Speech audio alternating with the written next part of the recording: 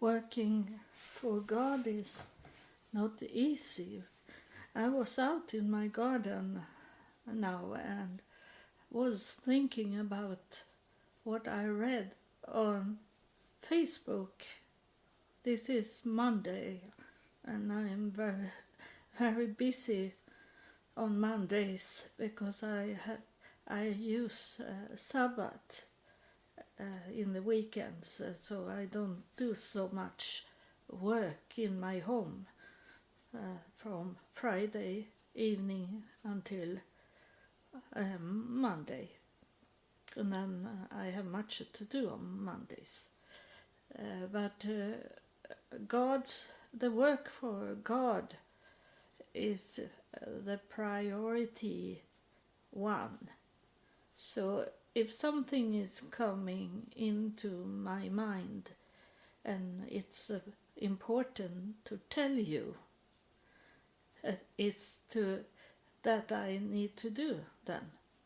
So I stop my work in the garden and come in, and this is I think it's maybe April 16 maybe 2022, and I am in Sweden and my name is Eva Virginius. And today on Facebook there was a man that he posted things that not the first post he did, but then it come post that was I know it that the target was me, but he was talking to everyone, but I see that the subject was from my podcast, so I check out where he lived, and he lived in Egypt, and I have listener from Egypt. So, and I know when you listen at my at some episode, I know what episode you are listen at if you are one of those first that start to listen in the day. I can see day by day a statistic, and then I know where he listened, this man, and he is in Kabbalah. And you know, I have talking about Kabbalah, that I have been to Israel and I have tried to find the center for Kabbalah, and it is in Tel Aviv. And Tel Aviv, the devil have some cities or some states he have his children in, very much. Of course they spread all over in every places on earth, but there is some special loving places for the devil to be in, and that is one of the places is Tel Aviv in Israel, and they are fighting with Jerusalem to be the capital city and be there where everyone, every attention from the whole world will be. And Tel Aviv is this with the homosexual people, pride carnivals, those sinful city is it, Tel Aviv. And there is the Kabbalah center, and that is many centers, but one is Kabbalah center. And I was to Israel. I have been there 3 times, and 2 times I have lived in Tel Aviv, and in that though those 2 times I wanted to find out where Kabbalah Center was and enter in there to see what it is. And I couldn't find it. And it's very strange that I took a taxi for really know where Kabbalah Center was. So I had the address to Kabbalah Center, and I told the taxi driver to drive me to that address, and he showed me, here is your the place where you wanted me to drive you, he said to me. So I went out, but I could still not find it. It was not there, even if it says on internet. And I always, when I look at information on internet, I always put in the search that it should be 2022, for example, if I look for something today. So I am sure that is not the old thing. So it was not the old address I had, and still I didn't find it. And that have happened to me sometimes. I have not found places, or I have found places where that I didn't know I should find. So God can do this. He can take away and he can add to us things and in his plan. And this is when 2 times I've been in Israel and had not found Kabbalah Center. Then I understood that God doesn't want me to go into Kabbalah Center. You know, I talk in my yesterday about this with the demons, that we add it on us by ourselves, by walking into these kind of places where God doesn't want us to be, and we still want to do it because that's in our nature, that we desire and we are curious.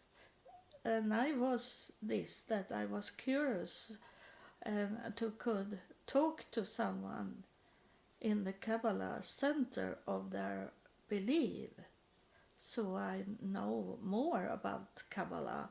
But I have been in internet classes for Kabbalah, so I have learned some of this tree that is like the center of Kabbalah is this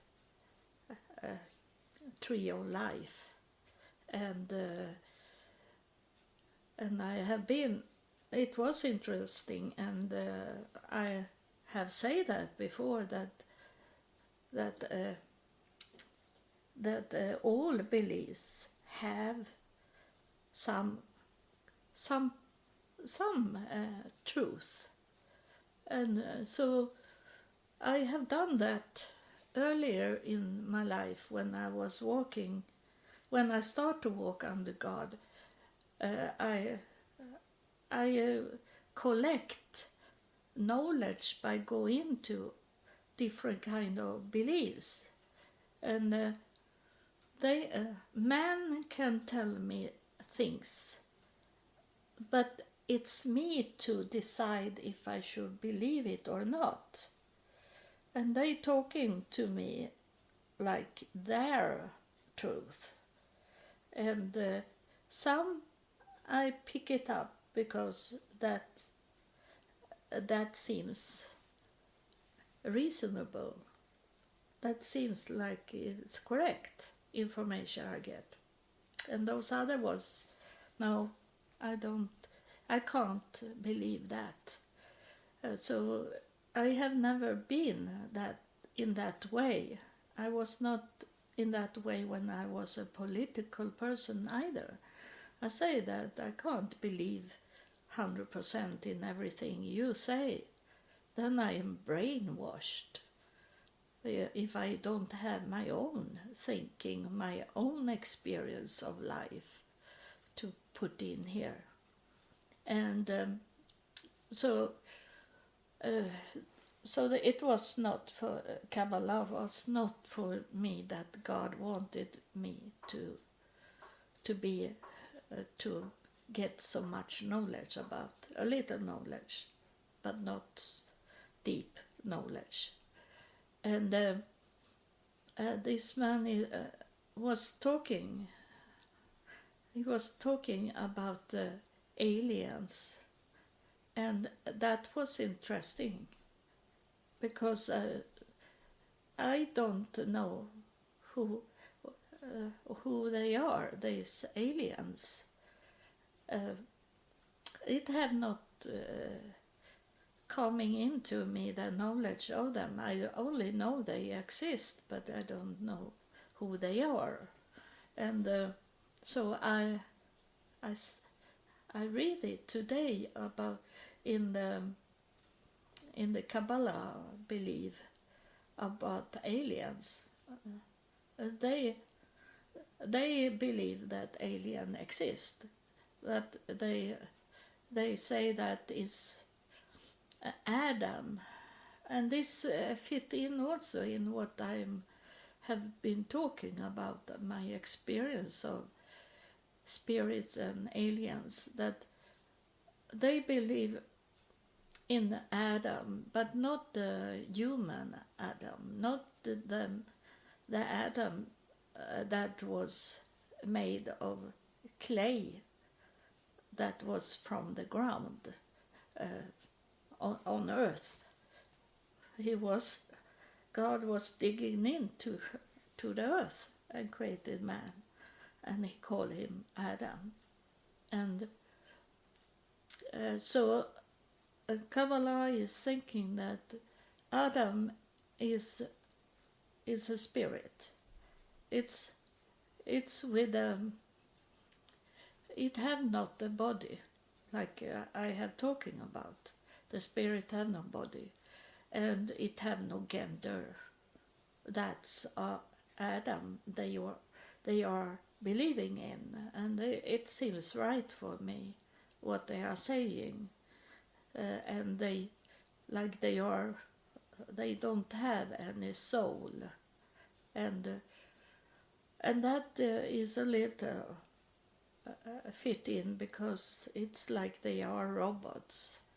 They don't understand that they hurt us, but then in another way they want to understand how we can have these emotional things, how we can be born with the soul in us, not the spirit, but the soul. Soul is to feel things, emotional things, and they don't have it. So that's is coming together, the same thinking, like I have experience of them. And so there is some religions and belief system that have some of this that I have understood from my experience of them. But then he say that about prophets, that they're like he wrote in another post, he wrote that someone trying to play prophet, that he was saying, and that hurts a little when I read this kind of thing, because he say that it was like be dead, be like a judge to die, because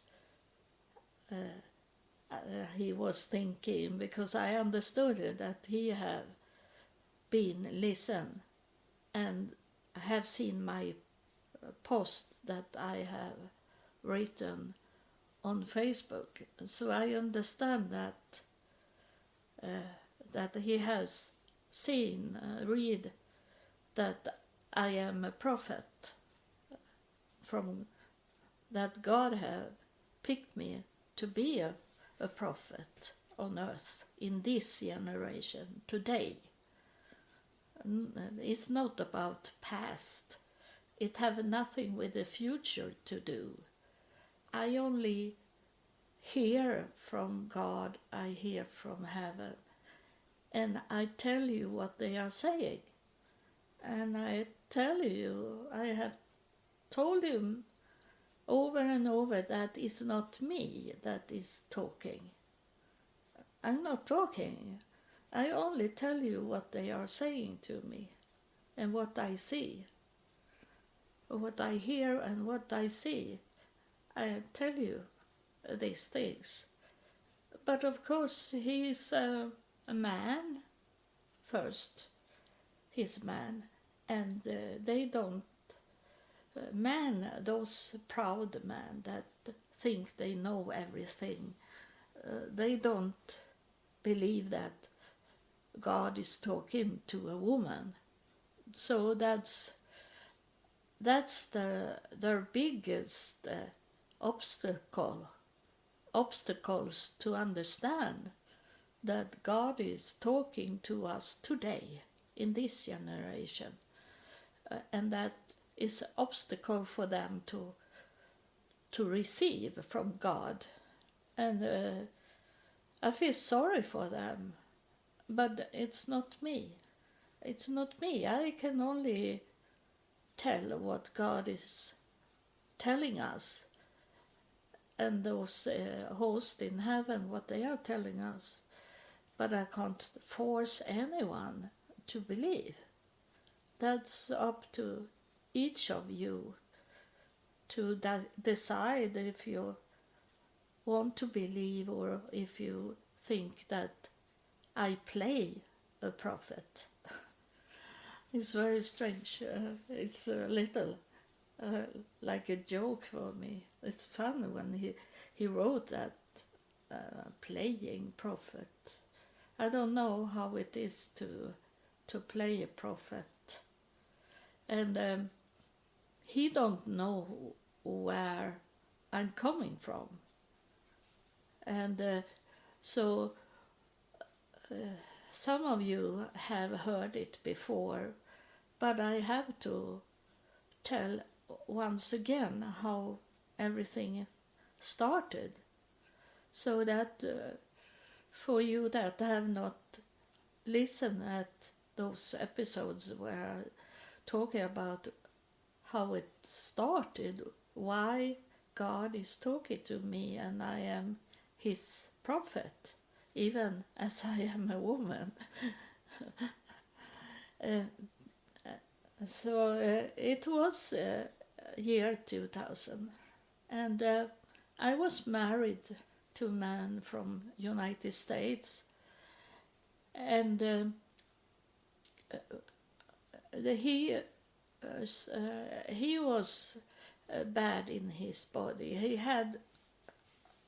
He was jumping on one leg. He had a leg hanging, but he had no bones in that leg. And as I am, I was like that before God come, and I wanted to help him to walk again. So I did much work to talk to the hospital about him, and then they accepted him to help him to get a leg. So he should, and he got the leg and could walk again. But before, when they should do a surgery on him, the doctors say that they have to be extra careful. This was year 2000, and the doctors say we have to be extra careful as he had HIV, and I didn't know that. He had not told me that. When if I have told me, I have never married him. I have never moved to Texas, where I was married in Texas, and I be really shaken up. And then it started because I was weak, as I have told you about this, that the devil is on when you are weak. And I was very weak because in that time, a person that have HIV in that time, he died. He go into AIDS and then he died. And I was thinking that I was not thinking about myself, but I was thinking about my daughter, that my husband, he had taken care of her when she was bleeding, when she was had wounds, and he had sitting there and hug her in front of the television, and they have been very close, she and he. And I was thinking that I have given my daughter HIV. I have killed my daughter. I was thinking like that, so that make me weak. And I was not thinking about myself to be sick. I was thinking about my daughter, that I have killed her. And then the devil was on me, and I got some, when it's coming from God, it's the vision dreams. And it's the same when the devil is doing. It was demons that come and hunted me in dreams, and it was real. One it was night, not night, but early morning before I wake up. I was fighting with someone in a hood, and the scary was it was black inside the hood, and my defense as a woman, I didn't use the fist. I tried to scratch him in his face, scratch out what could be the eyes of in him. I tried to scratch him, and when I go in with the hand inside the hood, it was empty. There was nothing in the hood. It was nothing to scratch. And I wake up and run out from my bedroom, and I saw outside there was a white person standing there from heaven, but it was like this person, this spirit couldn't come in and help me. So it was very scary and time, and I didn't know what to do, because I didn't knew God. I was not in a church, or I have not been in a church growing up, and I was 48 years old when this happened. So it was going so bad with all this hunting of the devil, and my husband that still laying in the hospital, he make the nurse the female nurse to go and get him pizza, and they buy him wine bottles so he could drink. He was a heavy drinker, and he did drugs. And not before we were married, but after marriage, he's showing his real face. He's showing that he did these things, and it was terrible for me. And so it's ended that I wanted to make a suicide. I couldn't live anymore. I have killed my daughter. I have a husband that do drugs, drinking, cheating on me with other women, and a very bad man, and giving me HIV. I was not thinking about that, but it was included in my weakness. So, of course, the devil target me and make me think that I should do a suicide. And I know how it is when you feel that you want to make a suicide. It's really crazy. It's crazy because it's coming from demons and the devil, and it's a chaos in the brain. You're not thinking like normal thinking. It's really focus on to make a suicide, how to do it, and but that evening when I should do a suicide, my husband was in Texas in that time, and and my daughter, she was 15 years old, and she and I was by ourselves in our home, and it was in the night before she had a dream that she was out from our planet, and she told me that she saw our planet was burning, and she was thinking that she should not could come back to our planet, and she was crying, and she would never cry, but that morning she cried, and she told me what she had dreamed about, and I was happy because I knew it was without knowing God. I was happy because she had got this from God. It's very strange that I was thinking in that term, that is spirit and godly things without knowing God before.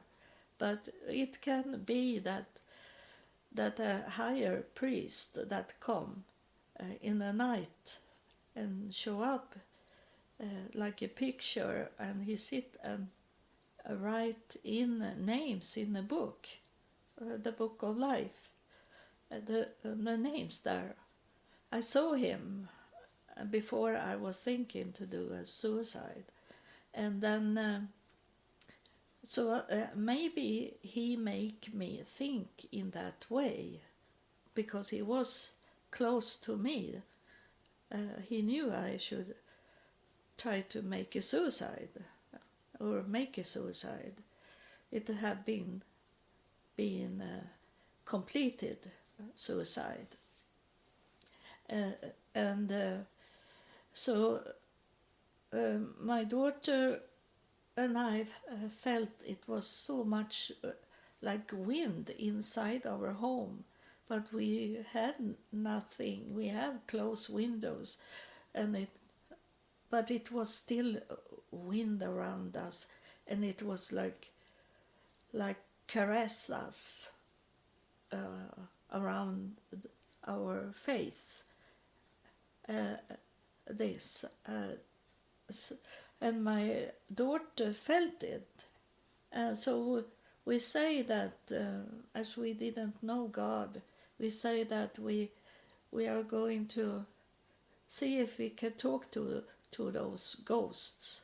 We thought it was ghosts, and my daughter go out on internet and look at what to do to could talk with ghosts, and it was like burning herbs, and so we had some olive oils we burn, and I walk around in the home and spread it out, the smoke, and then we put on candles, burning 5 candles with 1 candle in the center and 4 on the side. So the 4 corner, that's our planet, is the 4 corner, and then in the middle was the center of everything. And we sit there and waiting for something to happen. We didn't know anything what should happen. We have not been in these things, and we were scared, so we have all the lights on in our home, so it was not dark at all. And we sit and wait, and it took so long time. So I was thinking that this will not be anything. Maybe we're sitting 1 hour, only sit still and wait. And just when I was thinking there will not be anything, then I saw it's coming in the air. It's come a little girl, and she looked like an Indian girl, Native American. And I say to my daughter, I see a girl like an Indian girl, but then I realize that's me, I said to my daughter, because when I was a child, I had almost black hair, and my mother braided my hair in 2 braids, and on the side, on each side of my face, and my father, he always, when he see me, he was singing, I want to have a little girl with bright hair. He was singing to me like that. I say that to my daughter, that I sing for my daughter. And when I sing, my father come, my earthly father come, that have passed away 30 years before. And he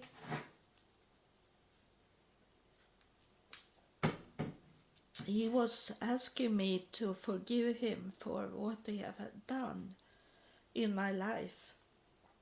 He asked me for forgiveness, and then it come after him. It come 5 other spirits that ask for forgiveness for what they have done in my life. So I know that to forgive is very, very important, because I know today that God in the heavenly court, they have say that to those people that come back and talk to me. They have say that if Eva, the victim, if she can forgive you, we will forgive you.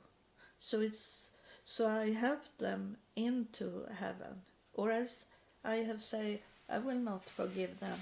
They have never coming into heaven.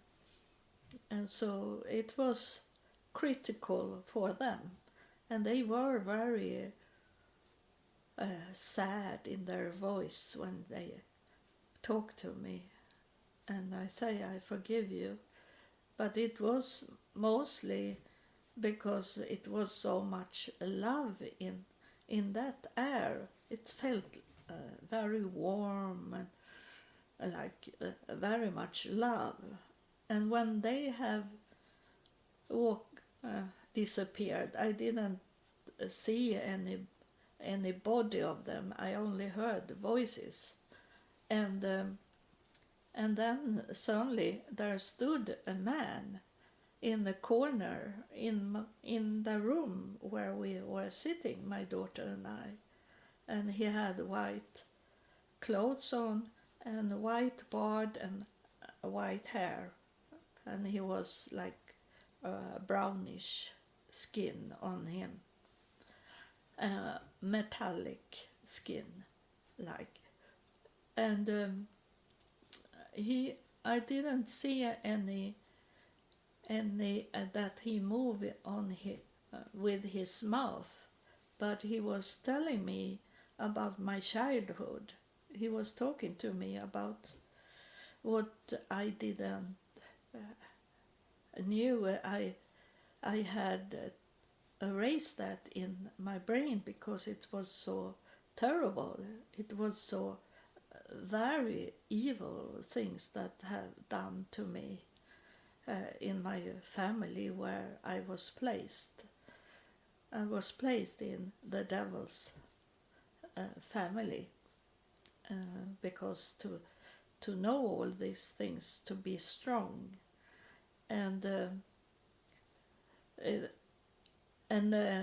then he disappeared when he have talked about my childhood, and he healed me from the childhood in that way. And when he was left the room, suddenly it come a voice in the air, and I didn't know where it was coming from. It was only here and now, like that. It was known. It's not coming from the left. It's coming not from the right. It's coming not from right, straight in my face. The voice. It was only there, and it was very strange. But it was like that. Now and here. And I am this, and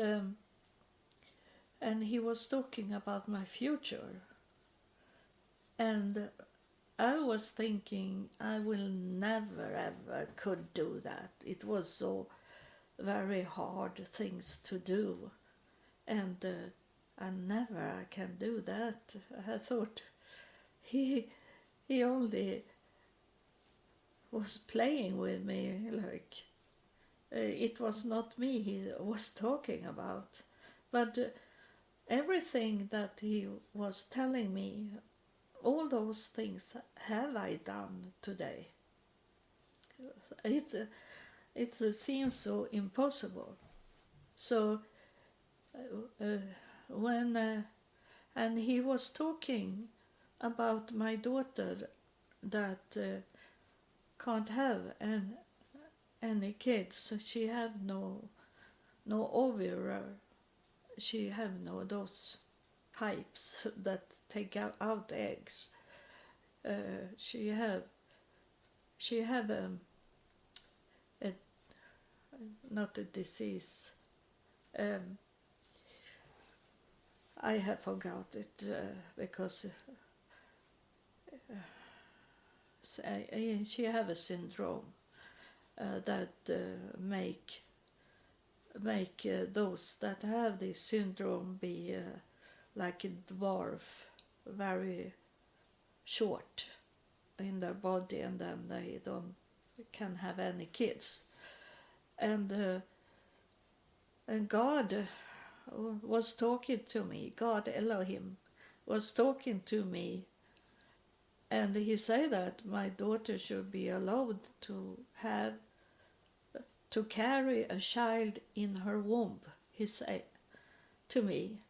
And when he said that, I was laughing inside me, and I was thinking, it's very strange that I was thinking that this is not God that is talking to me, because he should know that my daughter can't have a child.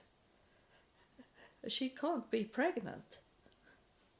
So I was thinking, and I was laughing inside me, not out so my daughter could hear that I was laughing. I laughed inside me.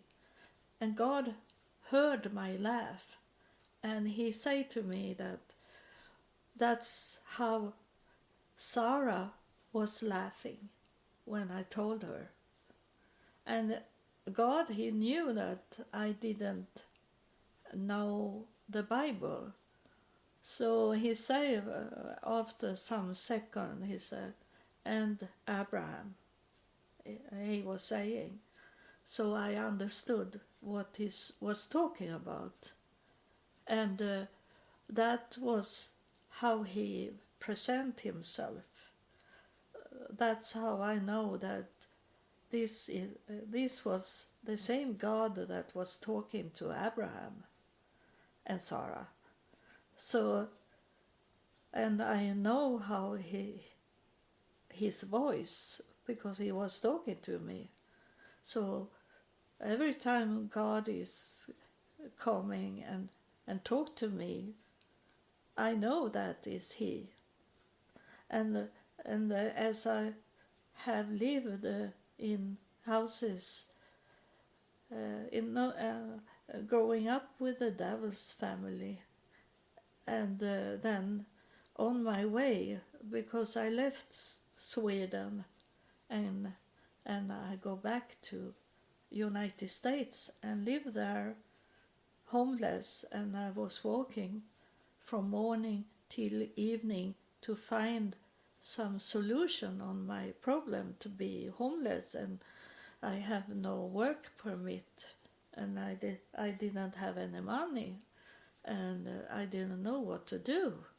In the beginning was it very stressful, and I had a weapon on me, a knife on my throat, and I have a gun on my head, and people had tried to kill me. I was kidnapped and closed into a house, and all kind of bad things. But there was always a solution on all the problems. There was something happened that made me could run away from those situations. And in that way, of all these problems I had in the United States to be homeless, that make me understand there is a God. I understood it was a God when my daughter was allowed to carry a child in her womb, when we were to a professor from Finland that told me that she's going to help my daughter to could have a child in her womb. And when I write the paper, because my daughter was too young to give away her body, and I have to sign a paper that I gave away my daughter's body to the science. And the professor there, she said that she can't have a child. She can't be pregnant with a child, but she can carry a child in her womb. And when she say that words, then I understood that it was God that was talking to me, because she say the same words like he say. And how could this voice know that I should come to this professor and we should be allowed, that my daughter should be allowed to carry a child in her womb? how could he know that before it happened? And that was only God that could know that. And then he say he had talking to Sarah and Abraham. Then I know who it was. And then what I say, I was in the devil's home, and I know how he is talking. He's talking very sweet. He's not talking harsh. He do that when he be like, when if you not do what he want you to do, then he go really angry in his voice.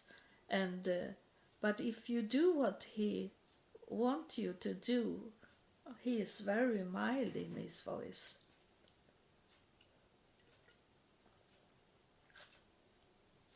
He talking like, hello, talking like this. You come here, I will show you something. This how he is sounding. When God is sounding more like a military, it's not angry, but it's commanding voice. It's a very powerful voice. And so I know. And that's how it started. I was in the United States in 1,260 days. Exactly. That's when I come back to Sweden from United States. But I have to do those 3.5 years that says in the Bible many times. And it's amazing that I was exactly 1,260 days in the United States homeless. It sounds not so much when you say 1,260 days, but 3.5 years sounds more.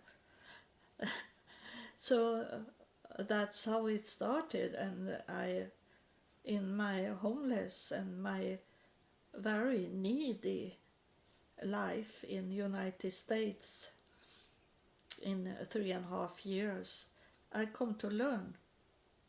I come to know God.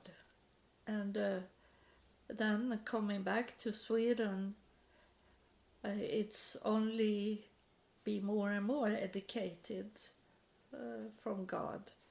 And then when God was telling me to do things, like I have not wanted to visit Israel 3 times, but God have told me to visit Israel, so I have done it. And when God said that I should go to Africa, I go there also without any money. And be there in 3 weeks with the most poor people in Africa. Sometimes we have to eat grass to fill up the stomach, so we were not hungry. And we have no electricity or no water in Africa. But I did it because God said that I should go there. So God have told me to do things for him, to test people. It's the whole time about to test people, how they will act, the hand, how they will act on that situation. And it was like that in the United States, like in the Bible they say, when did we see you hungry? When did we see you without clothes and like that? Because I was clean. I was taking a shower every day, and because I had a bed the whole time. It was only one night I didn't had a bed, but all other nights I was laying in a bed and I could take a shower in the morning, and I did, because as I was walking from morning till evening. I was very sweaty, and I needed to take a shower to clean me up. So, and I find clothes that was giving out to homeless people. So I have nice clothes on me. So they didn't see me be needy in the churches where I was, in all places I was, to find a solution on my problem. It was not hunger, and it was in the beginning was it hunger because I didn't know how to get food, because I have never been homeless, so I didn't know. But God teach me how to get food to eat, and but I didn't look, and I be sick. I was sick of all the stress, so I got my psoriasis in that time when I come to United States and didn't know how to feed myself, what to do, and so my body be swollen up, and I didn't look like I was starving. So they couldn't see that I was needy. What wrong they did in this way? We can understand that they didn't see me as needy, but they didn't know me. And I come in there, and in those cities I was to find something to eat, and those people that was working there for the churches, they knew most of those people, so they should have wondering what I was doing there. And then also that God make me be in black churches. So I was the only white person in that church where I was going to ask for help. So in that way, why do a white woman walking into our church that is a black church, where it's only African American people in this church, and a white woman is coming? And that's how God wanted it to be, that I was so very different from those other people in the church, so they should be wondering, why are you in our church? There was one pastor that asked me, why are you in my church? And I say that God, he wanted to take me out, because this was a real slave church. It was not a Pentecostal, it was like for those, like a slave, and they have black people all over the church, and they were singing slave songs. And the pastor said that, why are you here? Why have you come into our church? And I say to him that God had told me to go to this church. God showed me this church. So I went in. And they accepted it. But he never asked more. Is this that a big sin to ignore? To be not interested of other people? It's the whole time, what can you do for me? Is it the whole time? It is not, what can I do for you? It's always, and it's about money, and it's about how you look like, and they saw that I was poor. That you can tell, but I could have been look like I have much money, but it was in my belief already from the start to not look like a Christmas tree. So I was modest in my clothes, clean but modest. So they didn't see any money in me, so they were not interested on me.